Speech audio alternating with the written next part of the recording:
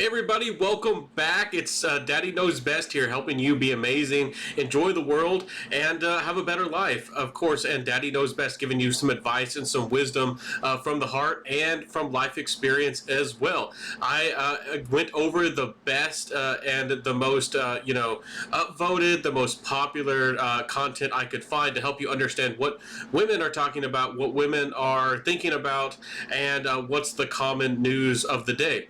So this is going to be introductory video to help you kind of have a frame of mind on what are the women thinking about. Men, you got to understand who women are and how they look at you and what they think about you. And you also need to, love is a battleground, as Pat Benatar said in the 1980s. Some people say that love is war. So you might need to understand what women are going to try to do and what they're going to try to get up on you, as they say. So watch your six. Anyways, let's start off with the Feminist Survival Guide to Online Dating. Oh, wonderful. Oh, how wonderful. So they're making survival guides as if you have to go out there and it's a battlefield. And I use that jokingly, but I don't know, that the feminists don't seem to look at it that way. And again, some people are going to suggest that, why are you talking about feminism and this and that, and not everybody's a feminist. But even the women who don't actively say they are feminists, their friends or their family or their girlfriends, and a lot of these women are also bi and all this, and nothing's wrong, live whatever lifestyle you want, but they're heavily influenced. This is the common culture of the day. If a woman isn't heavily influenced by feminism, by high school graduation, when she goes to college, she definitely is. And there's very few women out there who aren't heavily influenced by this. And again, even a lot of men are, but a lot of men like to be individuals and critical think, and that's not against the women, but women historically and throughout the generations aren't supposed to take these types of risks and thoughts and theology and culture. They're not supposed to, they're supposed to kind of guide or even demand, like they do, for better life situations and better, a better way to provide and get the things that they need for children. And these feminists here are certainly not focused on, family and culture and all that. They're kind of focused on the short term, what they can get, how they can benefit. Well, let's not waste any time. So first off, the Feminist Survival Dating Guide talks about supply and demand. Oh, how wonderful. It's, this actually is a very, very relevant topic. But it's very interesting that they bring this up, because just like with Kevin Samuels and the 304s and the 30, 35-year-old single mothers out there who all of a sudden, they claim that they like the gentleman, they claim that they like the successful man, the self-made, wealthy man, even millionaire, the 6-foot man. They claim that they, now supposedly right here they understand supply and demand, supposedly. Well, maybe they do, and they just are going to demand that men have absolutely no standards and no requirements. Is that what's going on? Because if you women understand supply and demand, a 6-foot tall man who's making hundred thousands, especially if he's a millionaire, especially if he's the certain ethnicity or race, he speaks the language that you like, he's of the certain religion that you like, that's like, that's less than 1%. You can't even find one man out of 100 to be like that. He's not even 1 out of 10,000. He's a 1 out of 100, or maybe even a 1 out of a million man. And you'd be very lucky to cross paths with that man. And even if you found that guy, and even if he was exactly what you wanted, what's the chances that he likes you back? Especially when you are a 30 or 35-year-old woman who's a single mother who's gone to Cancun, hot girl summer, and playing up on TikTok and making fun of your family and friends and everything here, like on TikTok and all this. This was supply and demand. It's funny again how they mention this, but let's actually talk about a few things real quick. What they point out here. They say that it's useless for so many women to be pretty and docile, quote unquote, submissive, and the good girl. They say that this is useless. Again, this is the type of thing that's being taught in high school by her friends and by feminists, and they're already very well versed, and they believe this kind of stuff, even in middle school or earlier. Because, again, women aren't looking at your average Joe or the regular guy. They're not looking at somebody that they can work with, somebody who's on their level, who's on the same level of supply and demand. Being a good girl, a homemaker, somebody who's just sweet and gentle. Yeah, that does give the opportunity for wealthy men and successful men, and boisterous or loud, maybe egotistical, and again, they love to throw out narcissism. Yeah, that does put you in a position, for those men to maybe take advantage of you. But again, just because of how you act, that being friendly and quiet or gentle, or being nice looking, or having long hair, or whatever it might be, having your natural hair color where you don't have blue and green hair and all this, that doesn't necessarily mean that dating thing doesn't work. Again, it all depends on how, your culture, and how you live, and also, you women, again, control the dating market.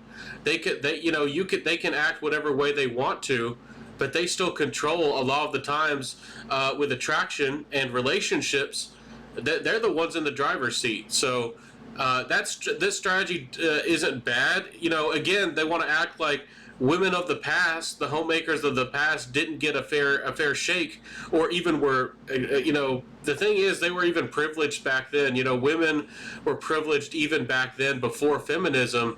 Again, men built and provided and gave and sacrificed and died, and blood, sweat, and tears for women.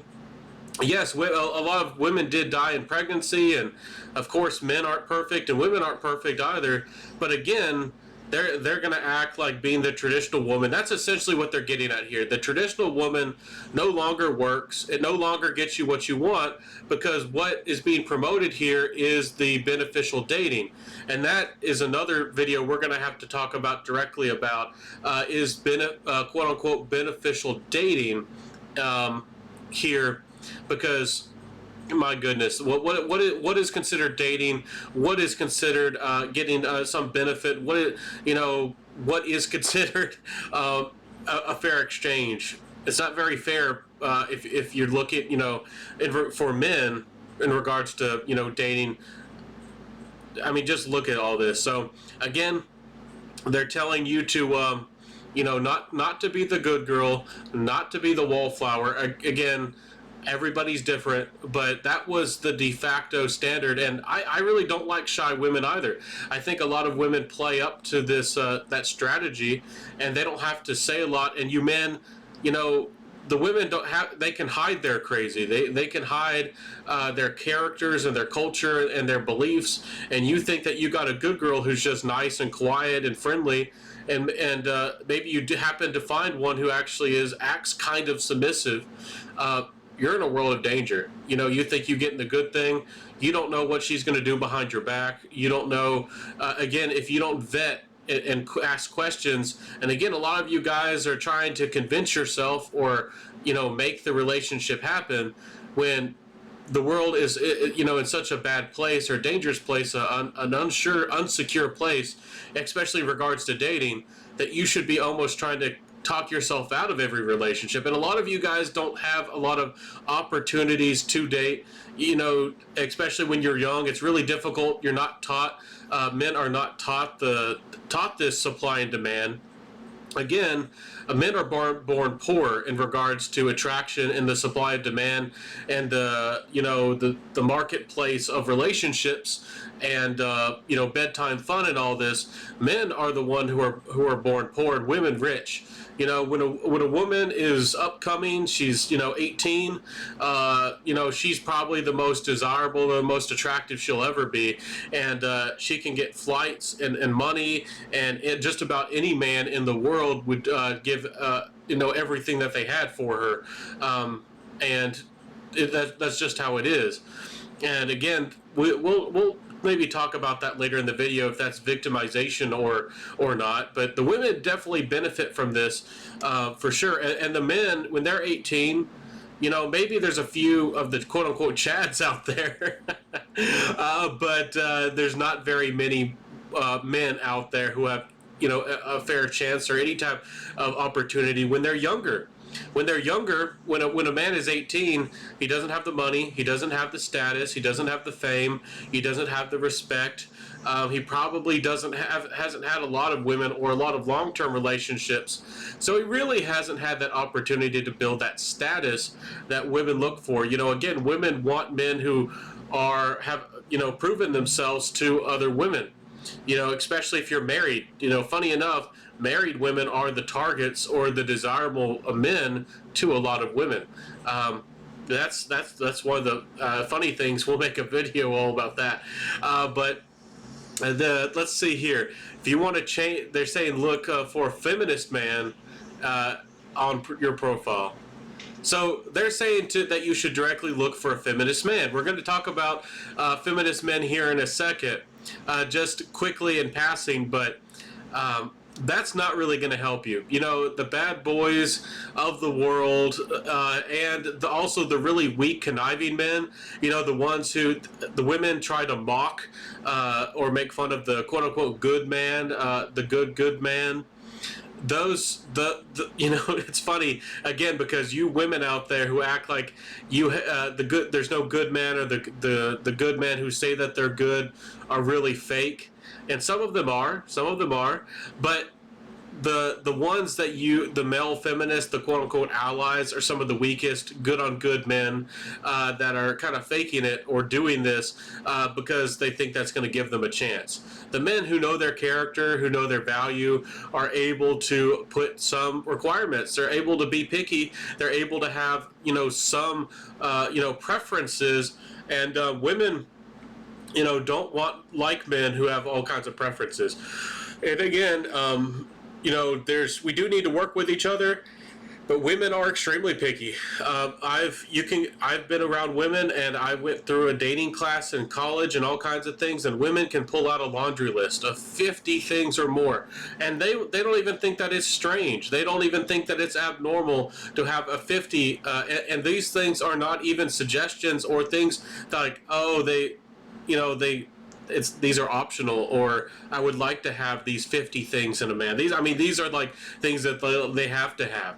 And if you mess up or call into question any of these requirements, the relationship is over. And also, if you do get married and maybe she assumed or thought that you were really good and she overlooked one of her requirements, maybe one of those things, you aren't perfect, or you don't meet one of those requirements even after marriage, she'll use that as an excuse. That's these women who say that I'm unhappy, or I just got bored. You're no longer interesting, and there's a lot more that goes into that as well. And but again, you men can easily be divorced and easily thrown out, and then you lose half or more of everything that you've worked for, and you've invested so much money and effort and love into this relationship already. It's just not worth the risk to get married. But we'll talk about that here in a second. Anyways, let's talk about their next point. Your truth is your filter. So they're saying is your truth, your beliefs, the pickier that you get, that is, you establish that as your truth. No matter how, you don't have to. Again, truth should be based on experience and testing that against what is known and what is factual.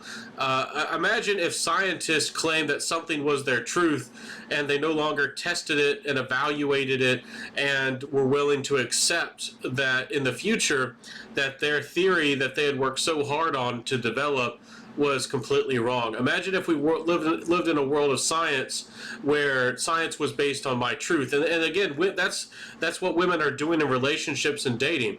So when they say a filter, that means that you need to just push out, reject, or ignore men who don't meet any of your standards. That's your filter. That's what you don't have to hear a man who's telling you that you're 30 or 35 and you got 2 kids and you're a single mom and maybe you're on government assistance and you still demand a man that makes 100, 200, 300,000.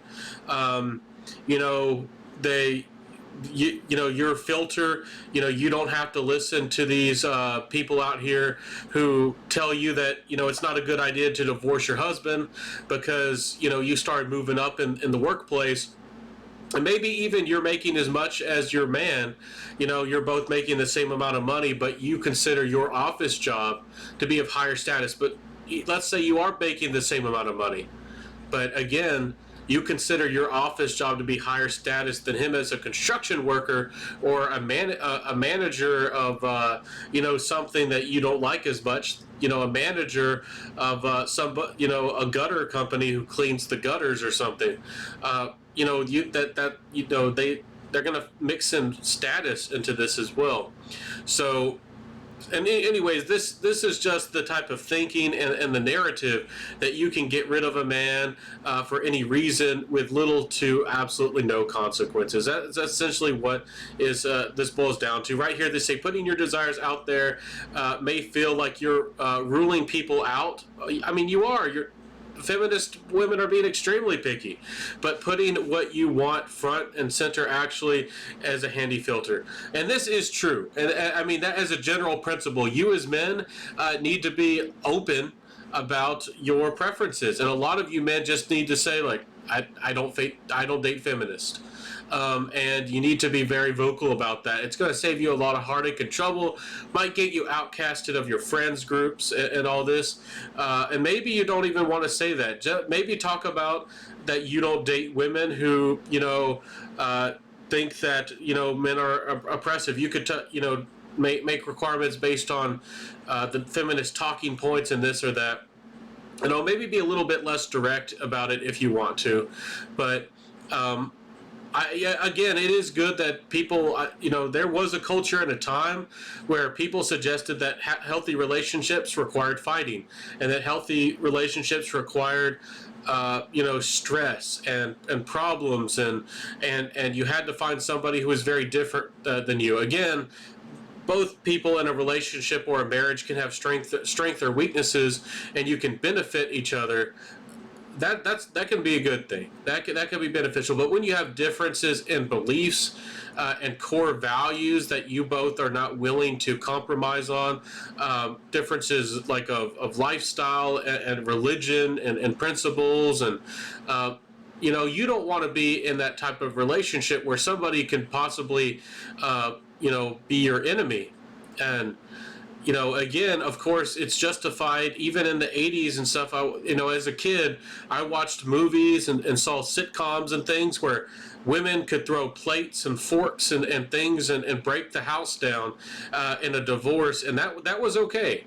That was perfectly fine. And again, we still have the narrative of men being violent, but as a kid, I remember, I didn't even grow up in a very violent single mother household like some of you guys have, especially in the hood. Single mothers in the hood being extremely violent and abusive. It wasn't even raised in that. But I do remember movies and women, their anger and their violence is completely understandable or even accepted.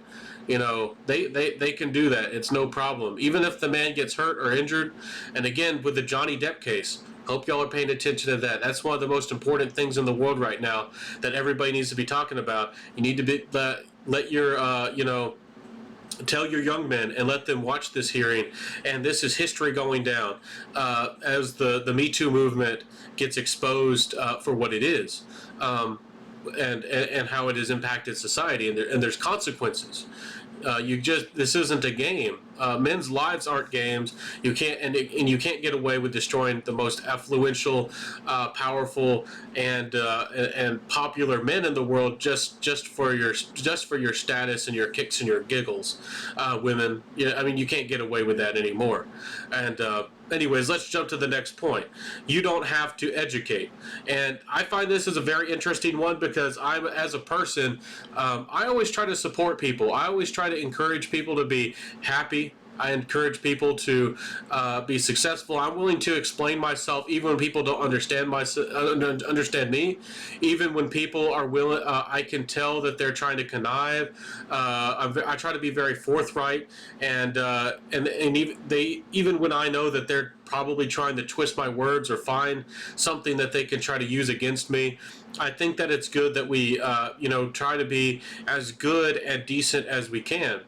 But these women here, they don't want to showcase their views. They don't want to explain themselves or to help other people understand their point of view. They don't. If they find a man and maybe he, made a mistake. And again, this boils down to, you know, before dating, during dating, and after dating, if you happen to get in a relationship or a marriage. These women, even if they're in a relationship or marriage with you, you make a mistake, or you say something that they don't like. I can tell you firsthand, again from college, if you make a joke, and I've made jokes and they weren't even about feminist or feminism, if they don't understand the joke, and that's one reason, I don't know if you've ever been around these types of people. If they don't even understand your joke, they can assume that something about feminism or assume something about racism. And that's literally how they think. If they don't understand a joke, that they assume that, especially if a woman was a part of the joke, they just assume that you just hate women. And these women aren't willing to ask and to understand you, and they especially aren't willing to explain themselves. I can't tell you how many times that women have said things, especially the first couple times I heard a bunch of these women start saying "kill all men," and I'm like, what do you mean by this? Do you think that there needs to be less of a male population? Do you think that men who commit crimes should be punished more? But what do you mean by this? And essentially, it was vitriol and just hate, and they think that women should be able to get away with whatever type of violence that they think they can, that women do. It's excusable, and they have their sisterhood, and they're all going to support each other.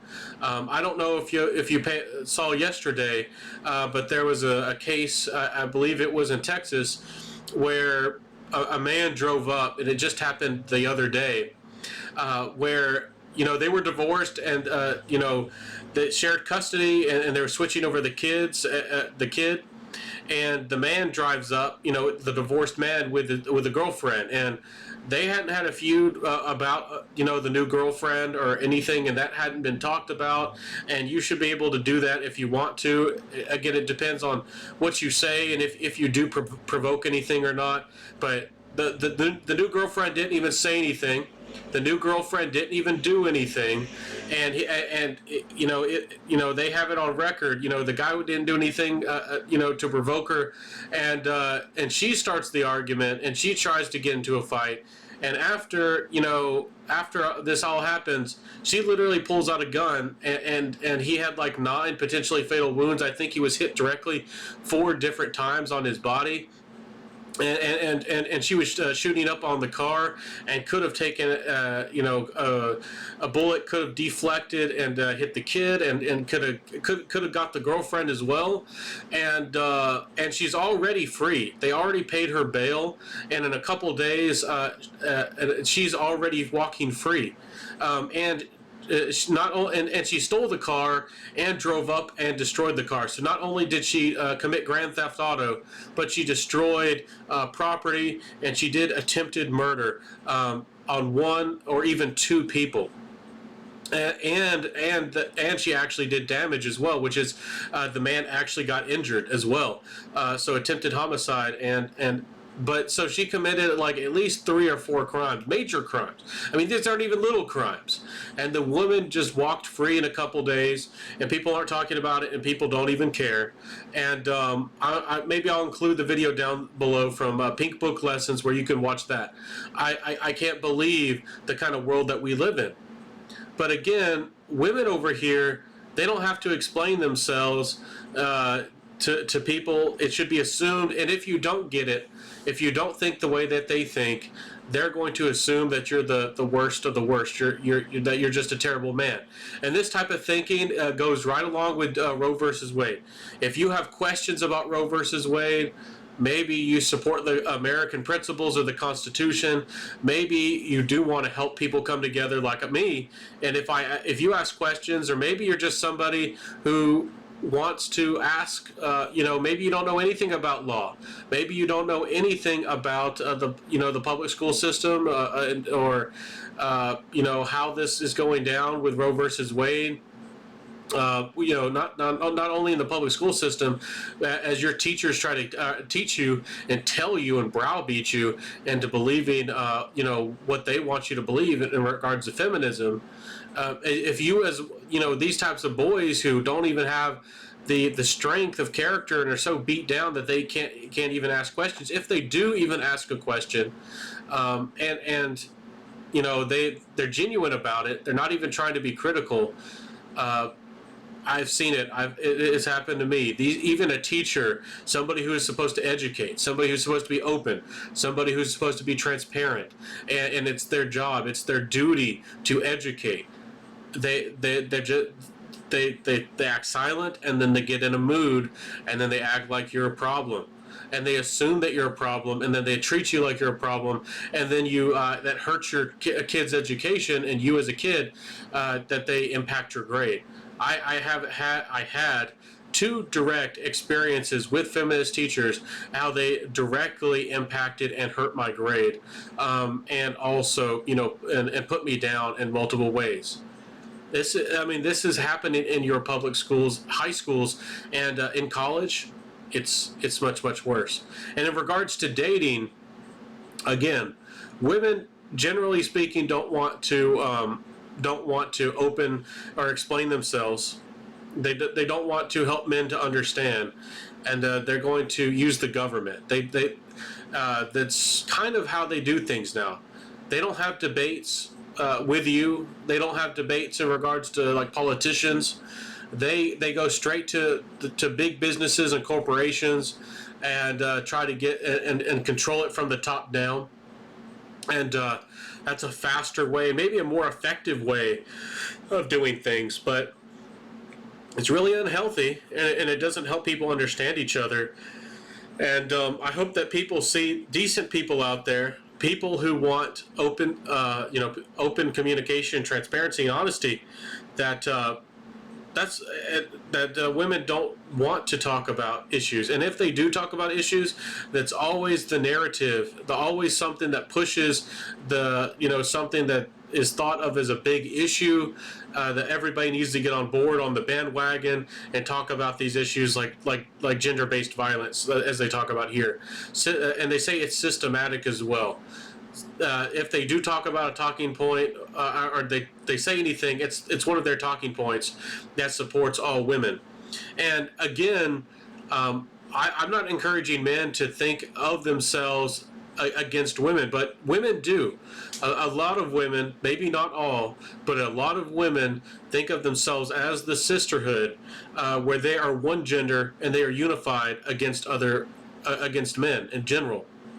That's, again, why these human resource departments are women-owned, and they already have affirmative action, but they tend to hire more women and put them in jobs of influence, and that's how they are taking over and subverting these big businesses. That's how you get companies like Gillette, who is a men's razor company, and you get a big advertisement insulting men and saying that, oh, men got to do better and all this. That's how that's how these companies get more and more invaded. And corporations and bigger businesses are these people. It's not a nice thing to say, but it's true that they're kind of like parasites. They get in there and they try to build up, or take over a company. People in the past, they just wanted to work and do their job really well and get home to their kids and all that. But these days, you have corporations and businesses expect you to dedicate your life to the business and think about the business and encourage and develop the business. without extra pay or without investing you into the company. And then there's these people with these HR departments who are watching. Oh, they're watching, and they're directly connected to a lot of people in our federal government who are also watching what you buy, what you spend, and what you say. And these HR departments, you don't think that they're connected with the federal government these days? They hunt for American-minded, and again, I'm not a conservative, but it's dangerous, and that's why I mention it, is because they are hunting down the conservatives. And if they find that you said, I mean, there's again been times where somebody who they're not even a conservative, but they post something that's considered conservative, quote unquote, and then they get fired, or they don't even have to say anything. They figured out that you liked or upvoted. You don't even have to post anything these days. They figured out that you gave a donation to somebody that they don't like, or so they support or in support of. So, in regards to dating, you best be very, very careful about who you're dating and who you let in your house.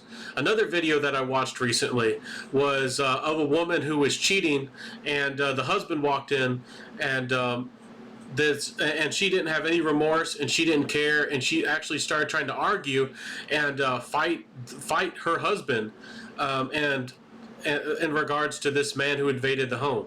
Again, it's considered ridiculous or strange these days if you as a man wanted to kick that man out physically out of your house for invading your home, to violating your home, and to using your wife and violating your marriage, and also endangering your kids, and especially your daughters. These single mothers and do it, or soon to be single mothers perhaps, and also these women who cheat like this often are the ones who let these things happen, or don't pay attention to the cases where these bad men who are willing to break up a marriage, also target their young daughters. And those are the types of situations that are truly dangerous. And again, you as a man, that's considered toxic. If you wanted to fight or get that man out of your house, and fight him, or even do violence upon him, you have to wait. And if that man starts attacking you or committing violence upon you, you can't do anything about it. And again, it doesn't matter when or how or if she cheats or does anything like this. It's you as the man are going to lose half of everything or more in your marriage. So again, I keep talking about divorce laws because not everybody knows about it, and everybody needs to know about it. Everybody needs to know about how fair this is. Again, with the Roe versus Wade, they act like this is the biggest issue in the world, the most important issue. I mean, men's rights and fairness and a little bit of decency. How about that? But again, I'm not suggesting men maybe get in the streets and protest. But again, Roe versus Wade, they're being violent here. They don't have to explain how they feel, what they think. They don't have to explain their viewpoints. They don't have to debate with you. They don't have to use democracy. Again, they don't really care about democracy. They keep acting and pretending as if they care about democracy, and then their violence is excused. They don't have to educate. You as a man should know what you did wrong. You as the Supreme Court should know what you did wrong. And we don't care about your form of government and how things are. And women, and they also firebombed a anti-abortion, I think, or conservative. It was something like that. Where their little books and like little child books and things, they firebombed it with a Molotov cocktail. And they've been committing violence and threatening Catholic churches and all this. And again, I don't want to get into the Christian thing or not, but again, America was built a lot, has a legacy. They have a history of Christianity, and people ask, like, why doesn't America have any traditions, and why doesn't America have any culture? Well, we did have some culture, and we did have some practices, but a lot of it's been torn down. And again, I'm not trying to pretend like we should go back to or Christianity and all this, but people wonder what happened, and they don't understand the founding of this country and the basic governmental principles that are built on Judeo Christian values. And these things, I mean, these values are important, and they do have value, and they have led to fairness and decency, and for people to be fair and happy. If this is the type of attitude here of women, and again, they apply this all to government. That they're not gonna that they're going to try to twist things in their favor. That they don't have to listen to you, and that they don't have to tell you what they think, but they can demand and try to take advantage of things. This doesn't lead to a healthy, happy society. This doesn't lead to happy, healthy dating. And I encourage you men to be open. You might get flack, you might get people disliking you, hating you, but it also gives you the opportunity for you to find and make friends and speak with the people who do have similar values to you. I do encourage you to get out there and speak, your truth. Let's talk about this next one. And again, regards to dating, I did want to make it a point that this is one of the biggest videos on YouTube in regards to dating. It's by Anna Akana, who is a fairly big YouTuber here with 2.8 million subscribers, and it has 6 million views. It's called Dating Women Made Me Understand Men. And this is the kind of backdoor or backwards way of that people will pay attention or try to understand men. A woman has to go and become, bi and date another woman for people to actually pay attention, to actually think and pay attention to what's actually going on in regards to men or women. It's pretty crazy and pretty strange. Again, I'm not saying anything against Anna. I think I watched this video in the past. I don't remember anything in particular. Maybe I'll make a video all about it. But, people won't listen just to men. You have to listen to a woman speaking about men. And also, we can't let that happen in regards to feminism. And again, there was a men's rights movement, but they did that. They let women be their spokespeople and spokesperson, and the women turned on them, and it didn't go anywhere. That's you as men can't allow women to try to take over your voice or how you feel or what you think, or let your mothers or your sisters or whoever speak for you. You need to speak for yourself. Again, you're not a second-rate citizen. You're not a second-class citizen, and that, again, men are the ones who are treated that way, not women in society. So, again, I wanted to point it out that again, if you are, as a woman, going back to right here to your supply and demand, that you're only going to date feminist men, or you're going to you're going to go for being strong and bold and independent and rebellious, and your truth is your filter.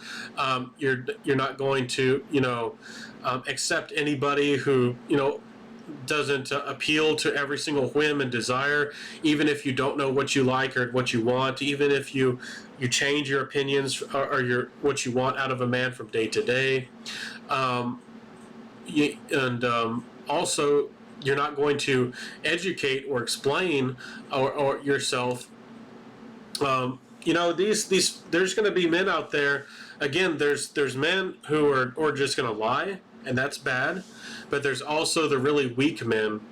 And the funny thing is, you say you want these types of men, and you encourage men to be this type of way, to be your ally, and that they're going to get they're going to get a relationship with you if they do what you want.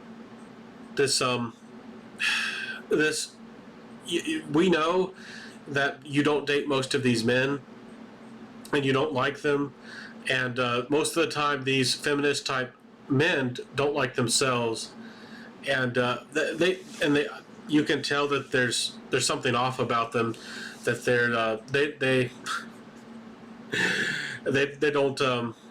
they don't like themselves, or they're suppressing themselves in order to, get the woman who they think is the most important thing. They're willing to sacrifice their identity, their purpose, their confidence, and all of these qualities, and become and do whatever a woman wants. There's no give and take. There's not a fair exchange. There's no listening. There's no compromise. There's fairness. It's quite crazy, isn't it? So, anyways, I think he makes this. I hope that you pay attention to some of this. I hope that you listen to some of this. It's quite comical. Anyways, let's jump to another comment. Again, I'm going to make a whole video about where to find good women, but I wanted to expose some of this really bad advice. Start online dating. Men, get out of online dating. Stop getting on dating apps. Unless we get into one where you can pick and choose all kinds of qualities, and people have to explain themselves, and there's a few websites that people can be really picky, and they can evaluate how compatible you are and all this. The attractive, healthy women, especially if they're looking for relationships. I mean, even if they are looking for the wealthy men or the successful men, the ones out there having fun when they're 18, 19, 20, the ones that can go out there and be escorts, the ones that can are even decent looking or fairly good looking, who can be on the webcams and the OnlyFans. These types of women are not on dating apps. I can't tell you how many women I've talked to, and they think it's insulting if they have to get on a dating app. They think it's insulting if they get on a dating app, because they'll lose social status, because it's seen as desperate. Because again, women don't even have to be on the internet, and they can go to a bookstore, they can go to a library, they can go out to get a sandwich, and women are going to have 10, a couple men, dozens.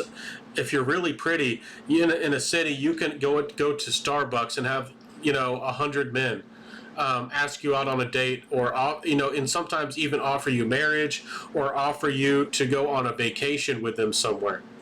These women don't have, they don't need to be on social media to get dates. They have friends and social connections, and they have all kinds of ways to just text somebody, to get into a phone call. They can go to a party and get and get their physical needs met. They get all kinds of things locally, and they can go to the big wild parties, and they can go and meet affluential men. And they don't even have to get on a dating app for that. You don't need to get on a dating app to go and figure out where the rich and successful and popular men are, to have all kinds of fun, and to have all kinds of different men and relationships and things thrown at you. So again, most women out there are looking for validation. They're looking to boost up their image, so when they do go out there, that they're still in control, and they have a better confidence, or a better image, or opinion, or feeling about themselves.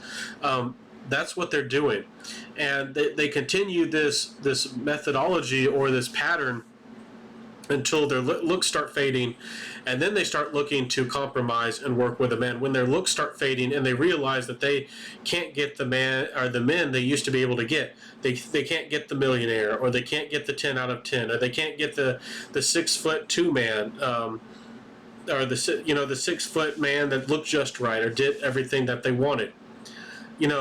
Regular women, generally speaking, aren't on there, and if they are, they're not really looking to compromise. They're not really looking to get married. It's quite, again, those types of women are rare. And if they are really traditional type women, it's strange, because they don't think that they should be they don't think that they should be on these types of apps.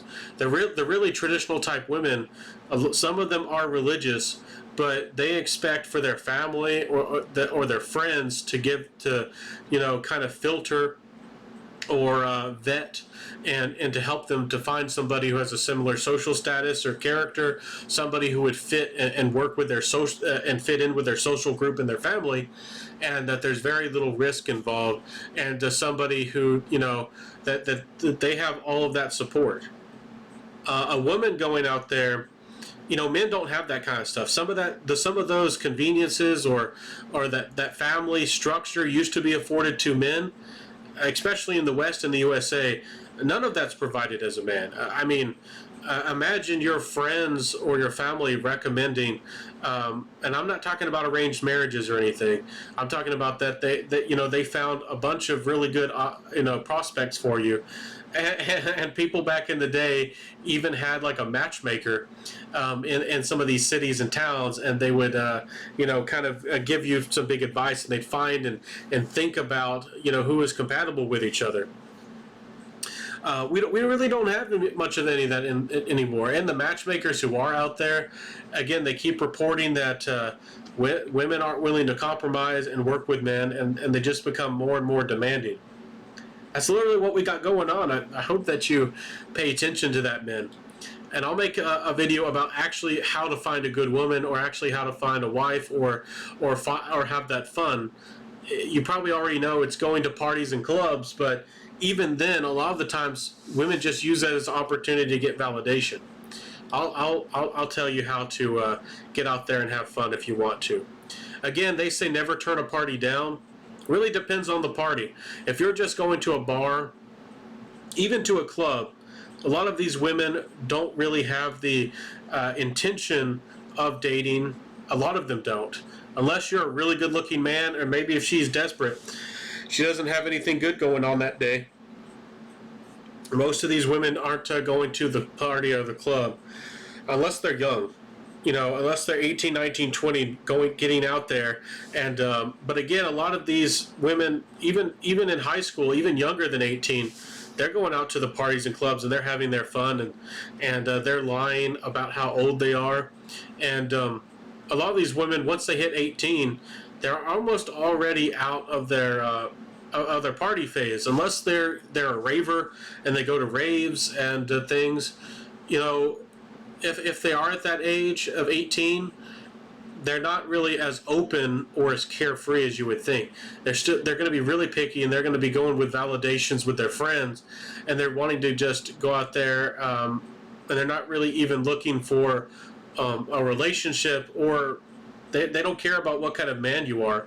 You just got to give them the tingles, or just make them feel good. Again, it's a crazy world, and again, I'll make a video about finding people or a woman who actually wants a relationship, possibly marriage.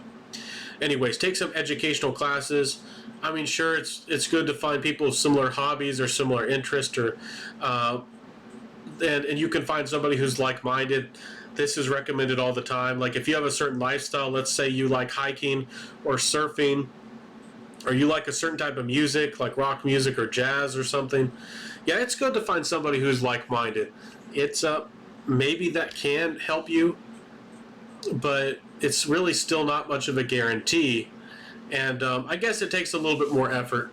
But again, if you're just going to a book club, be careful about which groups you go into. If it's just something where people are just meeting at a local public library, or it's like a little social movement type of thing, you got to be going to something that actually has a specific interest.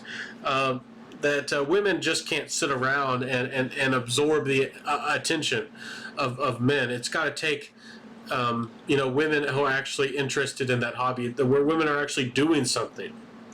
You know what I'm saying? I hope that you understand what I'm saying. Because if it's more of just a social thing, it's the quality of woman that you're local, or the compatibility that you think that you're finding there, it's not really going to be as much as you think it is.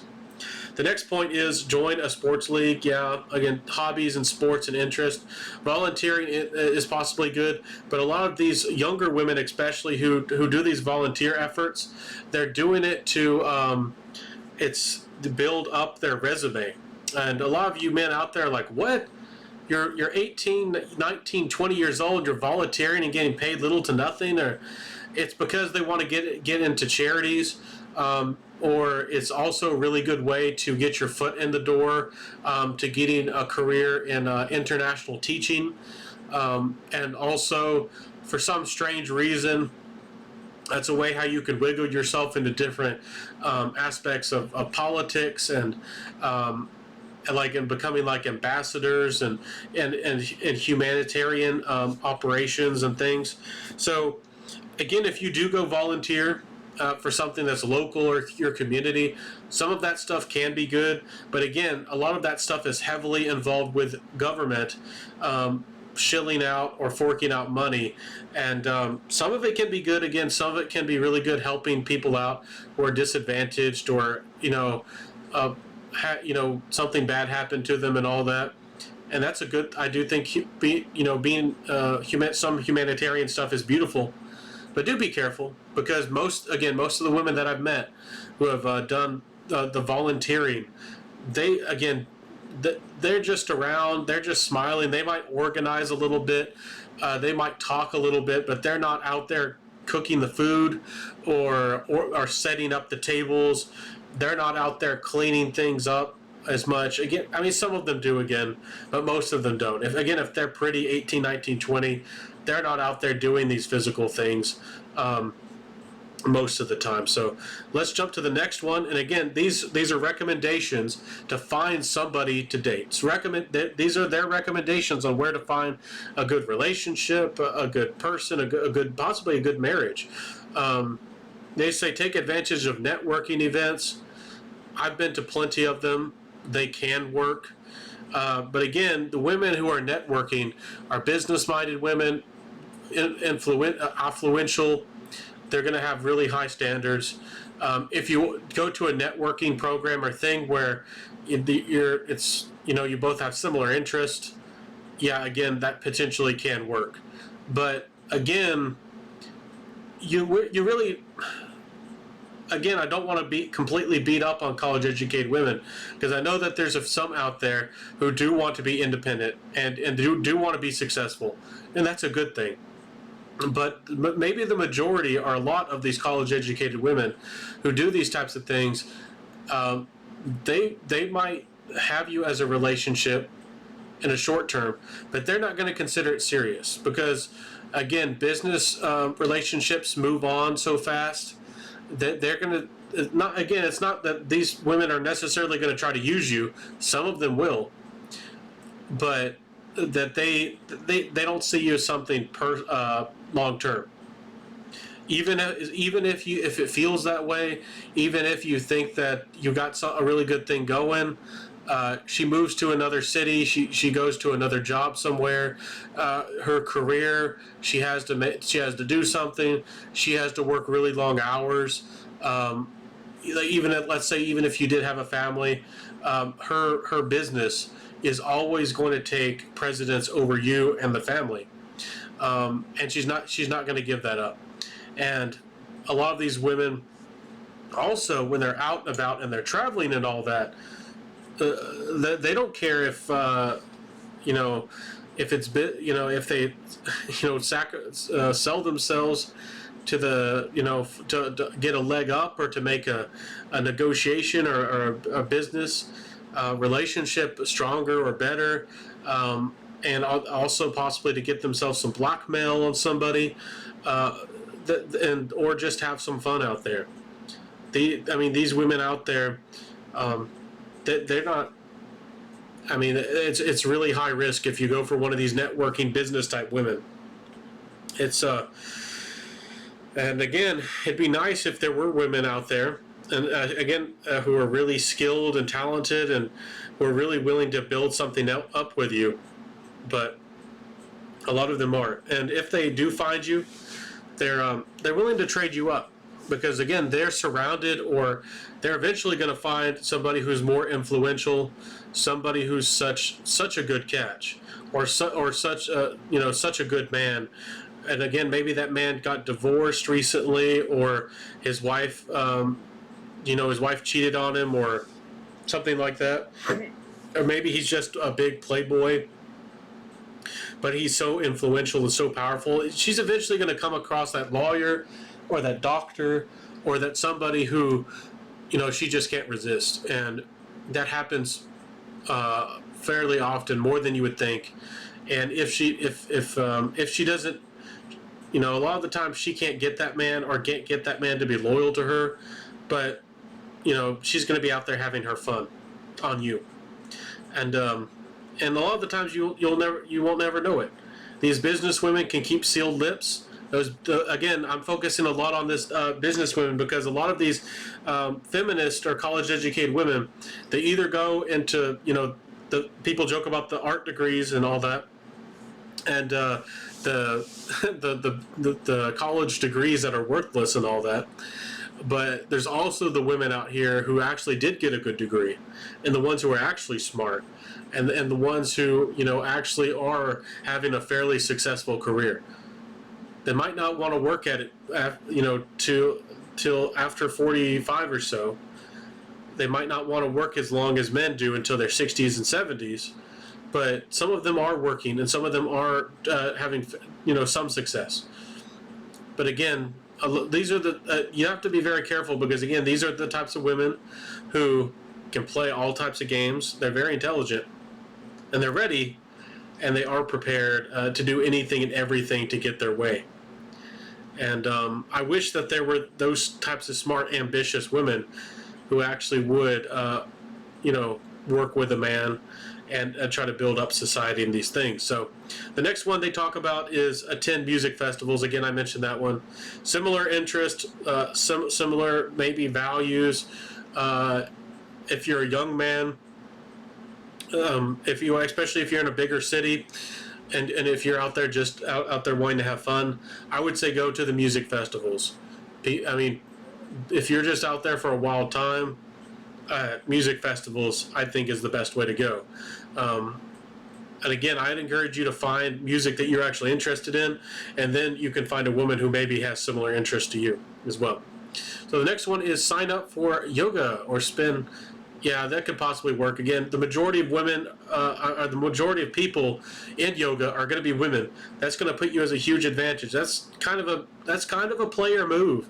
To be, you could be one man in 50 or one man out of 100, and a lot of these yoga groups, they don't even allow men in there. But if you are really, really good looking and really, really affluential, and again, a lot of these women out there who are doing yoga, they're not the really young women. They're not the women that you might be going after. But if you like the MILFs and all that, and maybe you are a home wrecker, you could go for that. But again, I encourage you not to do this, because a lot of these women, maybe they aren't married, but the majority of them are, and this is the classic, the perfect setup for women to just cheat. Dance studios and yoga and going out and dancing and this type of stuff and clubs, clubs of course, but this is how a lot of women, get away with it. Again, men, affluential men, you don't really get away with this kind of stuff unless you're really extremely attractive and you're willing to risk a lot. But maybe if you're a single man and you aren't married and you don't want to and you don't have that risk, like a married man has, of losing his house and his kids and all that, maybe if you're a single man, maybe go to yoga. And again, I think that's a better strategy than being a male feminist or pretending to be a male feminist. Or maybe if you are a male feminist and maybe you happen to believe some of those things, it would be a lot better for you and a far better experience for you to go dancing and get in touch with that feminine side, or yoga, and also be able to maybe find that mommy or that MILF. So the next point is go to art shows. Again, maybe if you have some friends or some connections, this would work. This doesn't really work very often, going to art shows. Now, because of how interesting or whimsical or perhaps strange the artists are, or the people who go there, and if you go to art studios, I mean, you don't have to be as quiet as like a library, but a lot of the times you're expected to be very quiet. It's just not as social, and also the characters and the types of people. Now, if you're a guy out there, and you want, if you're into really risky activities or really strange stuff, and maybe you're a real character, maybe art shows can work out for you. But it's not often. A lot of the times, it's not. It's not as good. You'd have to go to the bigger events, the biggest ones, and I think it would be best for you to go in a friends group, and try to pull in people around you. If you're just one person, just trying to have a conversation with one person, especially just one man, and you go and find a woman at an art show. These days, with how women treat men and all this, I don't think that's the best approach. But if you were to go there with a couple of your friends, and maybe you had connections to the art gallery or the galleria, and you had like a reason for being there, or you were doing something that was nearby, like maybe a farmer's market, or a concession stand, or maybe you have a reason to be around there. I think that is a way that you can get somebody interested in you, with you, or talking to you. So, anyways, kind of art shows are, I wouldn't say risky, but I don't know. Flip a coin. You might get nothing, you might get something. The next point is check out improv. Again, this is only going to be if you're in a big city with some big colleges around you or something. Not a lot of places have improv classes or events. These can be funny, like Mad Libs and play on words and jokes. And I think that if you were going to do this, go to improv classes and find people who have this type of talent and creativity. I think that you should be the type of person who's setting up a foundation, or making a funny YouTube channel, or making some kind of TikTok group where you're all working together, and take advantage of your creativity and the skills that you all have. If you're just going out there and doing this kind of stuff for your own fun and amusement, I don't know. I think that it's too much effort to try to find these people. But if you do have connections to people who are aspiring actors, or performers, or singers, again, this is the art. This is similar to above, with the art shows and the art gallerias. With improv classes, it's a mixed bag. You might find somebody who's whimsical, who's creative, who's funny, who's who's a lot of fun. You might find a lot of people who are not very fun. And a lot of these people who take these arts and these art degrees and these types, a lot of these are the feminist types, and they have their own kind of agendas, and a lot of the times they seem depressed. Again, I went to college, and they seem like they have a chip on their shoulder, or they're kind of depressed or something. So you think that you'd find more carefree people in these types of in these dramas and performing arts and things, but you probably want to go for a musician or somebody who might be more reasonable or more fun. So anyways, I'll make a video all about the how to actually find somebody to date. I hope that this was a little bit of an overview about some of the things. Again, I'm not done. We're not done with this video. I got to wrap it up here soon, but I hope that I'm giving y'all some good advice on what to do and what not to do.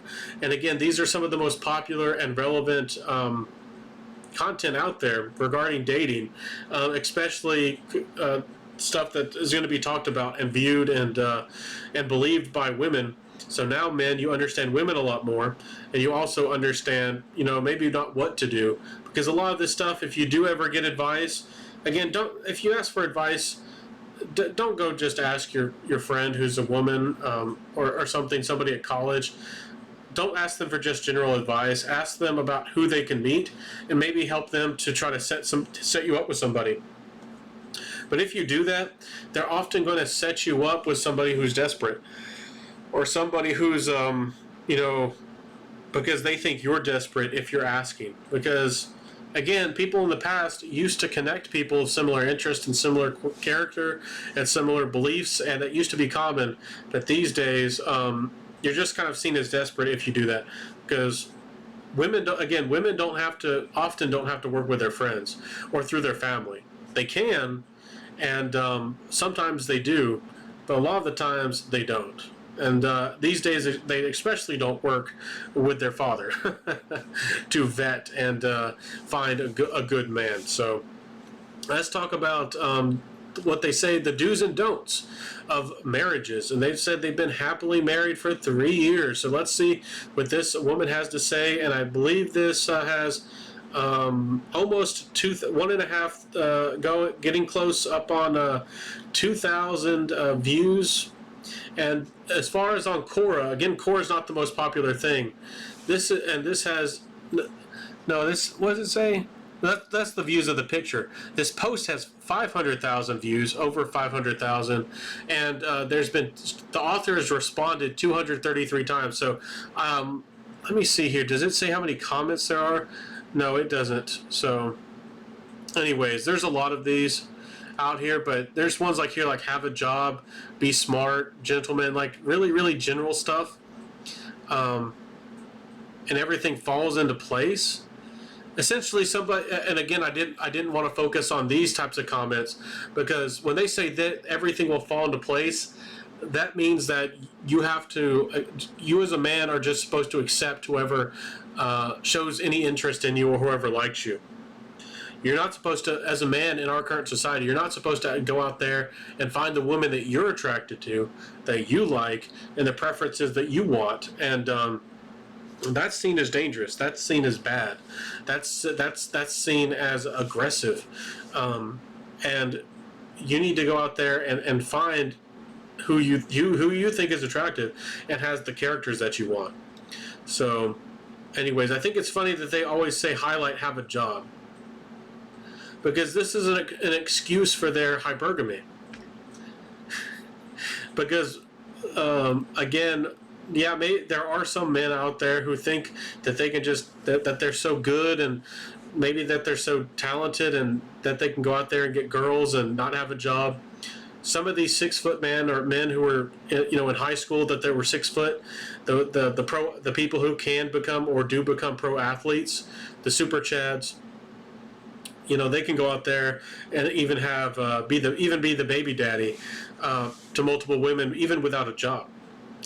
But it's funny that they always say that a man has to have a job, or they promote this, because what they mean by have a job, and then they're like, oh, I don't mean that you have to be rich. Did you read that? Dara says this. I'm not saying that you have to have a high-paying job. Well, again, they pretend that a bunch of broke, or a bunch of bad men or poor men are approaching them, and then they say, oh, hey, you have to have a job. But that doesn't mean they have to be rich. But what is rich? Again, they get to play around with words. Dara and these types of women, they want a rich man. They're saying that they don't expect, or maybe the wealthiest man, but they can pick anything in between. That gives women the excuse to pick a man who's making 100,000, $1 million, 10 million, 100 million. Women can choose. They can choose, and then they can say, "Oh, I'm not going after the rich man." Well, what's rich? What's considered rich to these women? So, anyways, let's talk about and get away from those generalities and that basic, really bad advice to men. Let's talk about what this woman here says, how to keep a healthy marriage. Never be irritating. Of course, neither people in a marriage, or you're looking for a relationship, or whatever you're doing, it says never be irritating. Of course, you don't want to be irritating, but who gets to decide what's irritating? Is a man allowed to say that a woman is irritating? I've never seen that allowed or that promoted or that happen. I've never seen where a husband gets to tell a woman that she's being irritating. And in fact, in churches and in different situations, I've seen where stories that were supposed to be inspirational, where they were people were having a struggling marriage, or maybe they were about to get divorced, and they were both told to write a list of each other's problems or inadequacies or things that they didn't like about them, and write out a list, and they were supposed to come together and work things out and talk about these problems. And it was considered inspirational, where the man came and she said, and the man said that the woman was perfect, that there was nothing wrong, and she was, she would essentially, he was capitulating and saying that he would do anything. Again, this is the type of culture that's in our religions and our major culture, where a man is supposed to capitulate, and the woman had like a big list. She had like at least 10 things, and she was ready to get divorced and all this, and she had all these problems and with the man, and the man was like, no, you're perfect, and I don't have any problems with you. And a man is expected to be this way. And again, I don't think it's good that husbands and wives and in relationships or whatever are at each other's throats, being picky and being sensitive and all these things. And we really know that people are extremely emotional and sensitive these days, too emotional.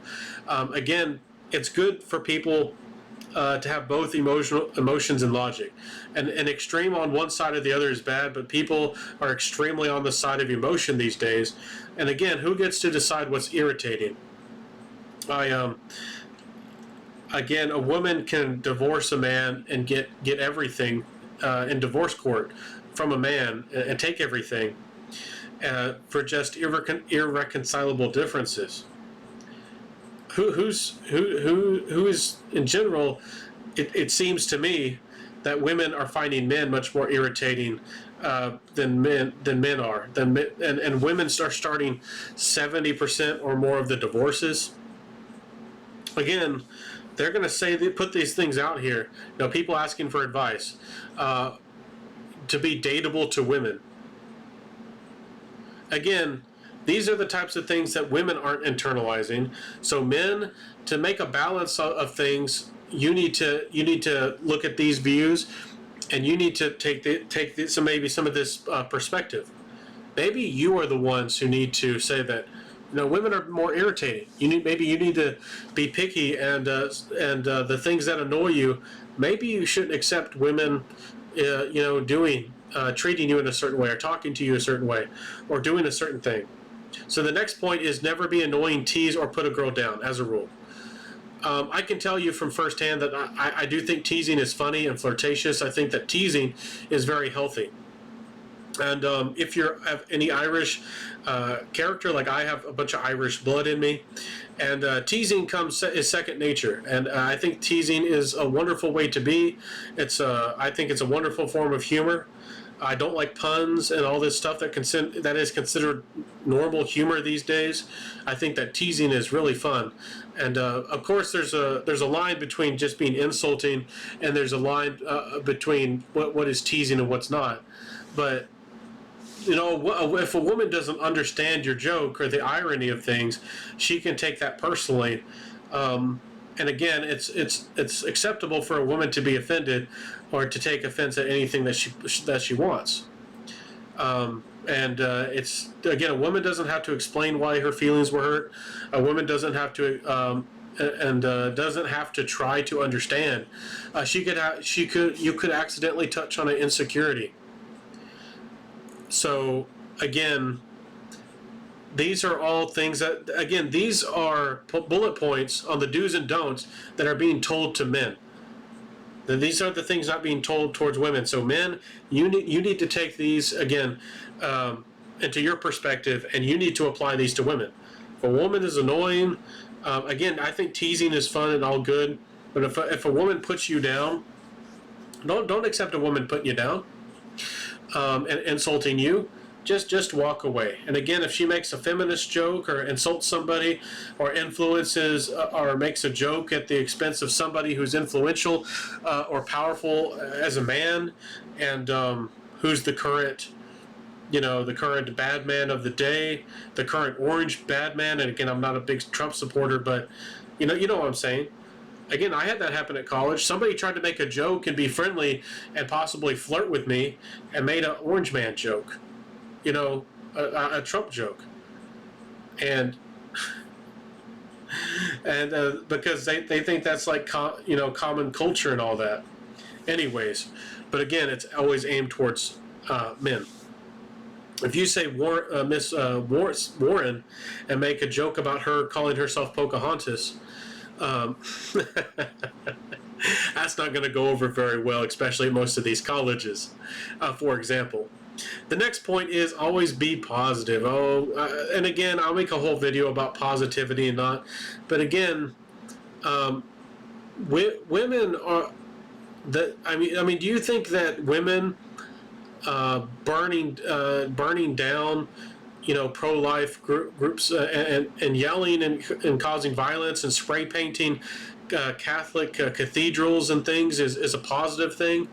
Again, women are allowed to be negative or have that reaction, or certain people are allowed to be quote unquote negative, but people have to be quote unquote positive. Again, there's a difference between quote unquote good and quote unquote evil. It's not the same as positive and negative. Positive simply means that you're in support of something, or you're attracted, or you're aligned with quote unquote something, whatever that something, that idea, that thing, that person is. And negative, like a magnet, is essentially pushing that away, pushing that thing away, that person, idea, thing, or whatever it might be. I can be quote unquote positive, to something that could be considered very bad. I can have a positive mindset or a positive belief. So again, this type of thinking really gets away from what is good or bad in a belief system, or in regards to, people can kind of just justify and twist positive and negative thinking to kind of support whatever they want. And again, people, you're supposed to be positive because it makes people feel good. It makes, again, hope is an important, I do think is an important thing. But whoever gets to decide what is positive is in control. Whoever gets to decide what is moving forward is in control. Whoever gets to decide what is inspirational is in control. That's why we have Democrats and leftists trying to control what is considered like normal, what is considered good, what is considered quote unquote positive. If you do anything or say anything that doesn't go along with their narrative, that's negative. But again, to them, they can burn down buildings, they can hurt people, they can deface buildings that are considered sacred, and they can insult people in public spaces. They can wear necklaces and toys about abortion and torn apart little babies and things. And they can say that that's positive because they're trying to make change that they think needs to happen in a positive way. Even if they're outraged, even if they're angry, even if they are committing violence, they can say that that's positive. So again, you as men, if anybody tries to talk to you about good feels and positivity, again, you really need to have a talk with them about that type of thing. But even before you get into a relationship with them, and if they are these good vibes, positivity type people, and if they are just wanting to, be good people and inspire and encourage people, and work towards good goals, and you have to figure out what those goals are. You have to figure out what those things that they think are good vibes, or that they want to have good vibes towards. Again, it can be a state of being, like Zen and meditation and yoga and all this stuff. Good vibes is sometimes a little bit different than the positive. But again, I'd be careful about the people who talk about positivity or good vibes. Again, I'm not saying it's all bad. There's a lot of good people with good intentions who use this type of jargon or this type of talk. but you do have to be careful in regards to dating, regarding this. And again, if they do talk about positivity and good vibes, they'll often have some kind of religious, something religious mixed into it somehow. And you got to figure out what they actually believe. You got to look for red flags, and you got to pay attention to those. But a lot of you guys ignore the red flags, but some of y'all need to dig deep and figure out who you're actually dating, who you're actually marrying, and what kind of situations you're probably going to get yourself into some real danger. And I'm not trying to tell people not to everybody not to get married and all this stuff, but if you're going to have people having healthy relationships, again, legal marriage from the government is extremely dangerous. And even relationships, common law, a lot of states and governments will treat you as married with common law marriage if you're, living with each other after. It depends on where you are, on how long it takes. But in some places, if she sleeps in your house for one day, she can divorce you and take half of everything. And there's women who have done that before. There's women who have literally done that before. You can call the cops on them, and the cop's not going to force her to leave. But if she sleeps in that house for that night, then she can legally take away everything. So I guess what you have to do would do a flash sale, a burn sale, and try to sell your house in like 5 hours or something. I mean, it's getting that bad. If you're in that situation as a man, you might as well call up a realtor and offer to sell your house for half of what it's worth, so they'll buy it immediately off of you, because that would put you in a much better situation. And that's the kind of world we're living in right now. Okay, let's wrap this up. I gotta make this fast. I know that I'm making this a really long, big video. I really should make these like each hour-long episode should be like 5 videos or 6 videos. So the next one here is always be kind to everyone. She'll notice that as a plus of being a quote-unquote good person. Again, yeah, it's good to be kind. It's good to be kind. I think that's nice in general. But again, if it really depends. I mean, if somebody's being rude to you, I think it's good to still be friendly and to try to explain yourself. But again, what is somebody considered kind? This type of attitude kind of goes into a lot of things like tipping, for example, which I won't get into the whole debate about tipping or not. But if you as a man decide not to tip, or you tip based on performance or how well you were served as a customer, some people might have very different opinions on what being kind is or not. To some people, again, these women can debate and argue and get angry, but you as a man, if somebody tries to get angry and debate with you as a man aren't supposed to debate and discuss anything back. But a woman can do that. So there's a lot of double standards. You have to figure out what is considered being kind. Is it opening up doors for women? Because to a lot of people these days, opening a door for a woman is a hate crime. So what is considered kind? What is considered genuine? To whoever you're dating, you got to figure out what is considered kind or good, because a lot of it's to some of these women, maybe they don't work as hard as you do, maybe they don't work overtime like you do. Again, some women are really hard out there. They're go-getters. Again, some women out there are really hard working, but some of these women don't understand that you paying the extra money for a big tip. That was an hour of your work. That was, you had to sweat and bleed and for like half an hour or an hour or 2 hours, just to make, just to tip somebody.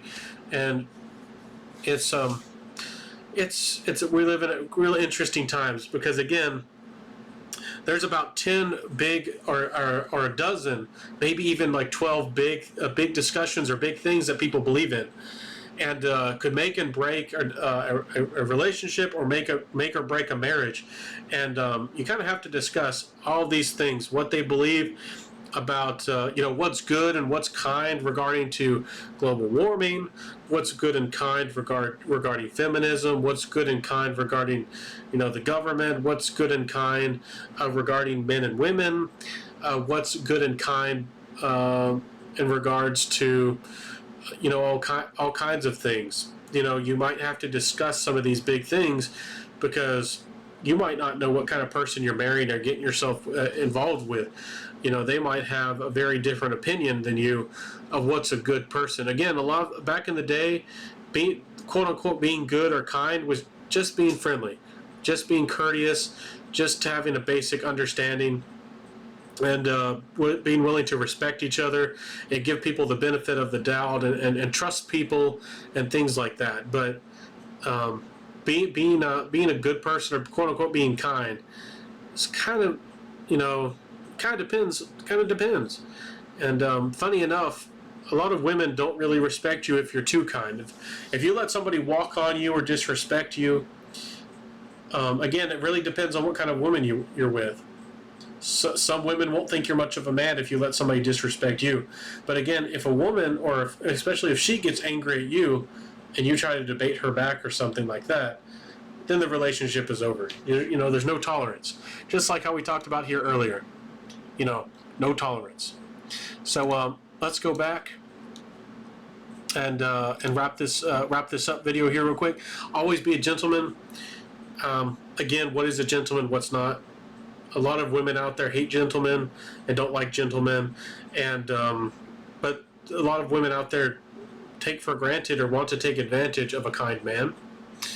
I guess a gentleman these days is somebody who's affluent and well-dressed and well-spoken and willing to pay or fund or patron any or women for any reason, their whims, and being a gentleman is not having any expectations or rules, and you can't set up any consequences.